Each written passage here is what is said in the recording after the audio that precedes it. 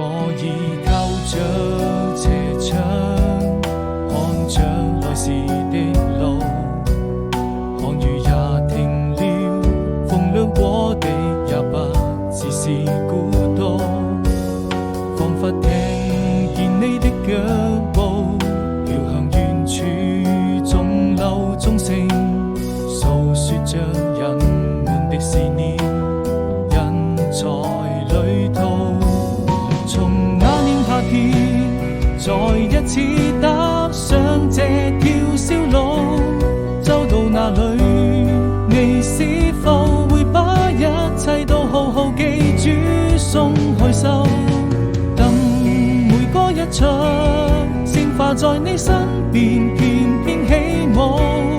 那是送給你生命中最真摯的祝福。我們